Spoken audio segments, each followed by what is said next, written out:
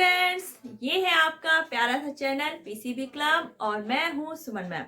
तो आज हम लोग फिजिक्स का जो हमने चैप्टर स्टार्ट किया था रिफ्रैक्शन ऑफ लाइट, उसी को कंटिन्यू रखते हुए आज हम ये देखेंगे कि जब हमारी लाइट डेंसर से रेयर में जाती है और रेयर से डेंसर में जाती है तो उसमें जो डेविएशन होता है, जो बेंडिंग होती है, तो वो हम आज एक प्रॉपर डायग्राम से समझेंगे।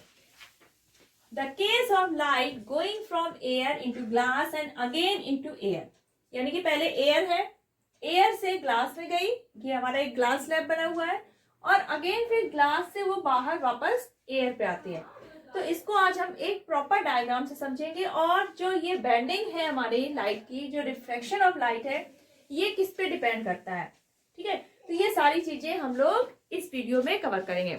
तो अगर अभी तक आपने ये चैनल सब्सक्राइब नहीं किया तो फटाफट पीसीबी क्लब सब्सक्राइब कर लीजिए और एक पेन और रजिस्टर लेकर रेडी रहिए। चलिए फिर स्टार्ट करते हैं। अब ये PQRS, ये रेक्टेंगुलर शेप का एक ग्लास स्लैब है और आपकी जो लाइट रे है वो एयर से कहाँ जाएगी, ग्लास में, और फिर ग्लास से बाहर। तो मान लीजिए कोई AO, ये कोई लाइट रे है जो इंसिडेंट होती है एट पॉइंट O। अब पॉइंट O पर इंसिडेंट हो रही है तो ये हमारा हो गया नॉर्मल NO एंड डैश, ठीक है। और ये हो गया आपका एंगल ऑफ इंसिडेंस AON। आई हमारा क्या है, एंगल ऑफ इंसिडेंस। अब ये हमारी लाइट रे रेयर मीडियम से डेंसर मीडियम में जा रही है तो क्या होगी, ये नॉर्मल की तरफ क्या हो जाएगी, बैंड हो जाएगी। तो ये हो गया आपका OB, ये हो गया एंगल ऑफ रिफ्रैक्शन। ये क्या हो गई आपकी incident ray, AO incident ray हो गई, OB आपकी हो गई रिफ्रैक्टेड रे, I आपका हो गया एंगल ऑफ इंसिडेंस, R आपका हो गया एंगल ऑफ रिफ्रैक्शन। अब OB हमारी जब रिफ्रैक्टेड रे ग्लास स्लैब से वापस कहाँ जा रही है, इमर्ज करेगी रेयर मीडियम यानी कि एयर में, तब क्या होगा, यहाँ पर हम OB हमारी क्या होगी, यहाँ पे इंसिडेंट रे की तरफ वर्क करेगी और ये हमने यहाँ पे नॉर्मल बना लिया, ये B पॉइंट हो गया। ये OB हमारी क्या थी, रिफ्रैक्टेड रे, ये N1 और ये N1 डैश, ठीक है। तो यहाँ पे हमारा ये नॉर्मल हो गया N1 B N डैश। अब यहाँ पर जो ये रे आपकी OB इमर्ज होगी, अब ये क्या हो रही है, ग्लास से एयर में जा रही है, यानी कि डेंसर से कहाँ जा रही है, रेयर मीडियम में। तो जब रेयर मीडियम में जाएगी, रेयर मीडियम में, तो क्या होगी, ये थोड़ा सा नॉर्मल से क्या हो जाएगी, दूर हटेगी। यहाँ पे क्या होता था, नॉर्मल की तरफ बैंड होती थी और ये नॉर्मल से थोड़ा दूर हटेगी, तो ये होता है E। और ये रे आपकी जो कहलाएगी, ये BC, ये क्या हो जाएगी, इमर्जेंट रे, और ये हो जाएगा एंगल ऑफ इमर्जेंस, ठीक है। तो इमर्जेंट रे जो है आपकी BC। अब अगर हम A से ये जो इंसिडेंट रे है, यहां से अगर हम डॉटेड लाइन बनाते हैं, A को स्ट्रेट ले जाते हैं ऐसे,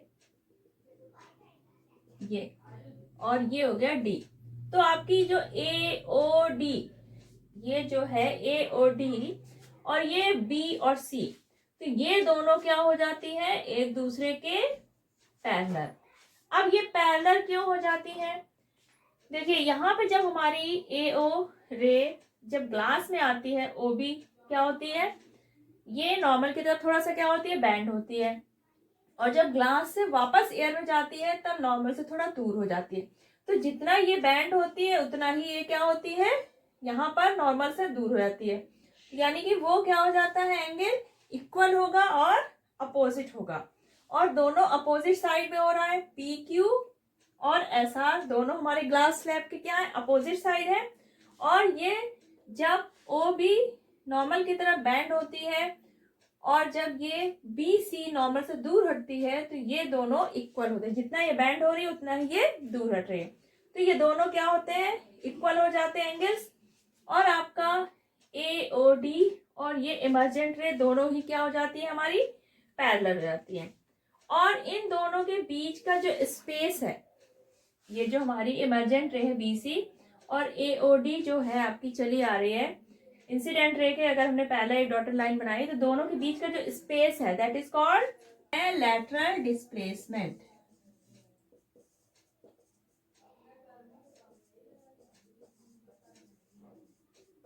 CD आपका क्या हो गया, लैटरल डिस्प्लेसमेंट। ये हो गई आपकी इंसिडेंट रे, ये हो गई रिफ्रैक्टेड रे, इमर्जेंट रे, और ये दोनों का जो गैप है, दोनों पैरेलल जो लाइंस है, ये हो गया आपका लैटरल डिस्प्लेसमेंट है। तो उसको हम लोग कैसे डिफाइन करेंगे, the perpendicular distance between the original path of the incident ray. ये क्या था आपका AOD, जो आपकी इंसिडेंट रे थी, ओरिजिनल रे थी जो इंसिडेंट रे, उसी का पाथ है, and the emergent ray coming out of the glass slab is called lateral displacement। तो lateral displacement तो समझ आ गया आपका, और इसकी जो वैल्यू है lateral displacement की, ये डिपेंड करती है आपकी एंगल ऑफ इंसिडेंस पे, ग्लास स्लैब की थिकनेस पे, और जो ग्लास स्लैब का रिफ्रैक्टिव इंडेक्स है। अगर हमारा आई ज्यादा होगा, इस ग्लास स्लैब की थिकनेस ज्यादा होती है, और इस ग्लास स्लैब की रिफ्रैक्टिव इंडेक्स ज्यादा होगा, तो हमारा जो लैटरल डिस्प्लेसमेंट है ये भी क्या होगा, ज्यादा होगा। यानी कि इमर्जेंट रे और जो आपकी ओरिजिनल रे है उसके बीच जो स्पेस है वो क्या होगा, ज्यादा होगा। और ये दोनों क्या है, पैरेलल है। तो आपका जो एंगल ऑफ इमर्जेंस होगा और एंगल ऑफ इंसिडेंस, ये दोनों क्या होंगे, बराबर, यानी कि I equal to E। Angle जो आपका I है और जो इमर्जेंस एंगल है, ये दोनों क्या होंगे, बराबर होंगे। अब अगर हमें ग्लास की जगह वाटर बनाना है कि एयर से हमारी रे वाटर पे जा रही है, तो हम क्या करेंगे, ग्लास स्लैब की जगह वाटर को दिखाने के लिए हम इसमें ऐसे डॉटेड लाइन बना देंगे, बाकी सारा डायग्राम सिर्फ ऐसे होगा। और यहाँ पर जब हमारी लाइट रे रेयर मीडियम से डेंसर में और अगेन डेंसर से एयर में जा रही है, तो दो बार रिफ्रैक्शन हो रहा है। फर्स्ट आपका जब यहाँ पर हो रही है, जब वो रेयर से डेंसर में जा रही है, और डेंसर से रेयर में। तो ये था हमारा लाइट का, जब वो रेयर से डेंसर और अगेन रेयर मीडियम में जा रही है। अब अगर हमारी लाइट रे, ये तो हमारी लाइट रे ऑब्लिक के लिए पड़ रही है, तब ये रिफ्लेक्शन शो कर रही है। अगर मान लीजिए हमारी लाइट रे परपेंडिकुलर पड़ती है किसी ग्लास स्लैब में, तब क्या वो रिफ्लेक्शन शो करेगी या नहीं, चलिए देखते हैं डायग्राम के साथ। अगर हमारी जो लाइट रे है वो किसी ग्लास स्लैब में अब नॉर्मली पड़ती है, यानी कि परपेंडिकुलर अगर फॉल होती है, तब क्या रिफ्लेक्शन होगा।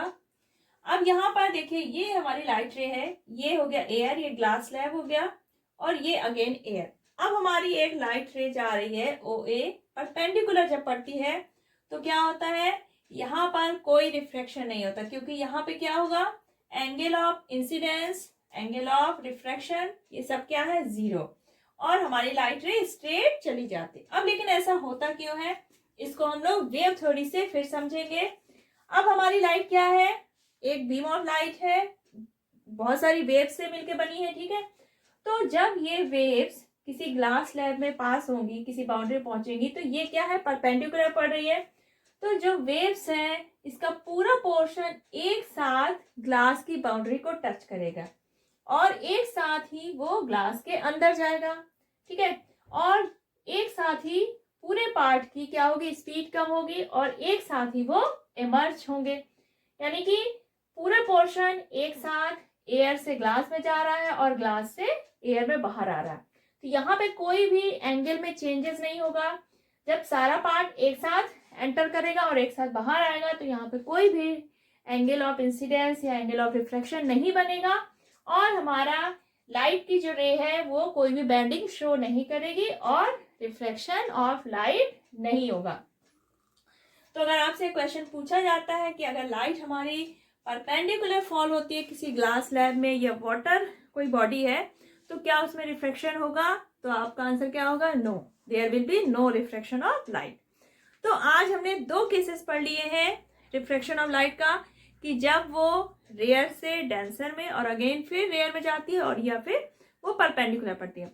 अब जो हमारा रिफ्रैक्शन ऑफ लाइट है, इसके जो इफेक्ट्स हैं, जैसे हमें आपने देखा होगा ग्लास में कोई पेन या स्टिक, अगर हम वाटर है ग्लास के अंदर, तो अगर पेंसिल करते हैं तो हमें क्या होती है, पेंसिल थोड़ा सा वो अलग अलग दिखते हैं, दो टुकड़ों में दिखने लगती है। या स्विमिंग पूल लगता है कि बहुत उथला हुआ है, ऊपर आ जाता है सरफेस उसका, सरफेस लगता है कि ज़्यादा गहरा नहीं है।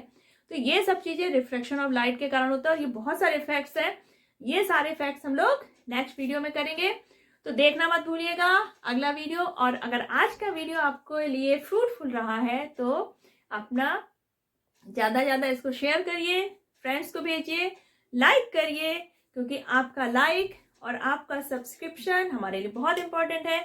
और नेक्स्ट वीडियो आने तक अपना ख्याल रखिएगा। Bye bye.